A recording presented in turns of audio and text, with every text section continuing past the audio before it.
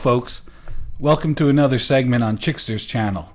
Today I'm going to try to clarify the reason I fly the so-called rebel flag at my New Jersey residence.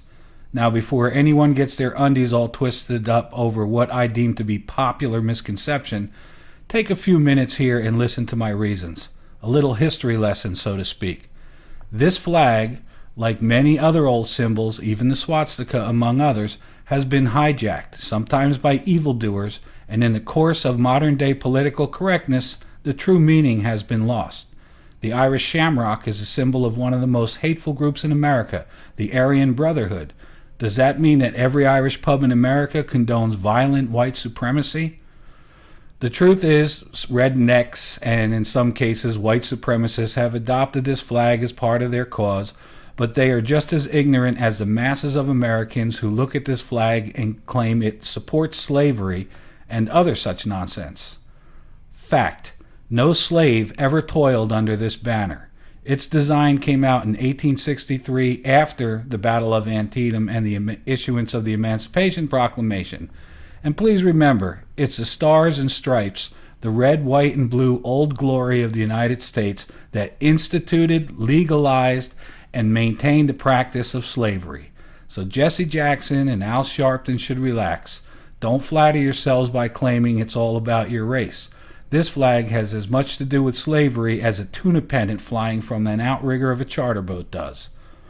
I love this flag because it is an enduring symbol of freedom from an oppressive central government, plain and simple. It had its humble beginnings as a small square in a huge white field. Tennessee regiments took the square cross stars, red field, and used it to identify their battle divisions. It became the battle flag of the Army of Northern Virginia in 1863. Its current rectangular shape was the official naval ensign of the Confederate ships. It was never assigned to any southern state, nor was it ever recognized as a national flag of the Confederacy.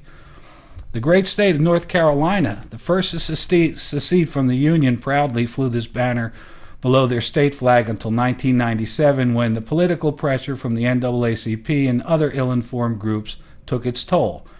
As a sidebar here, I'd like to point out that the building where the South Carolinians signed the secession documents in downtown Charleston was shelled for 4.5 years by U.S. naval ships on the direct orders of President Lincoln. Axe to grind there, Abe? I digress. The people in the southern states knew what they were up against. The huge waves of immigrants coming to the United States were not settling in mainly agricultural South. They were occupying cities and working in factories in the northern states. The Industrial Revolution was beginning in America and had already seen several years in Europe. The population of the north to south was over 9-to-1. What that meant was southern states had increasingly less and less representation in Congress, and money-hungry politicians and their minions exploited this by taxing, tariffing, and choking the southern state population. Southern states were trading with European nations at an alarming rate. The powers in Washington feared this the most. Southern agricultural products were feeding Europe's industries, which were a decade or more ahead of America's. Anyone in the North who would editorialize this as unfair taxation would be rebuked, and the cry was, well, they want slavery. This was the arena of political correctness in the mid-1800s. Truth be told, if Jefferson Davis proclaimed that secession and war was to keep slavery alive in the South, there would have never been a civil war. Men would have laid down their arms and refused to fight over whether slavery should be or not be. The fact is, at the time of the Civil War, only 6% of the Southern population owned and used slaves. It was a dying industry.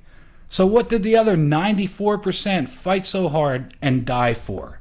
It was to repulse an unfair and aggressive, oppressive federal government that wished to diminish the rights of individuals, states, and landowners. The government of the USA was inflicting hardship after hardship on the southern states through legislative piracy and causing the people to suffer. They used the veil of slavery as their cause because they knew that Europeans who had outlawed slavery centuries before this would never support the Confederacy as a sovereign nation. If slavery was still practiced, like Confederate General Longstreet of Northern Virginia said, we should have abolished slavery first and then fired on Fort Sumter. If this had taken place, Britain, Spain, and France would have allied with the Confederate States, and the Civil War may have fared much differently. I display this banner because I believe that we are now again being tyrannized and oppressed by a heavy-handed government. Today, far-reaching intrusions like the Patriot Act, the NSA collecting our data, ever-increasing police powers, and tax burdens are modern version of heavy-handedness. I urge all Americans to consider displaying this banner after learning its true meaning behind the proud symbol. And don't just take my word for it. Research it for yourselves. As usual, I welcome your thoughts on this subject. And until next time, remember, think for yourself, because no one else can do it for you. Good night.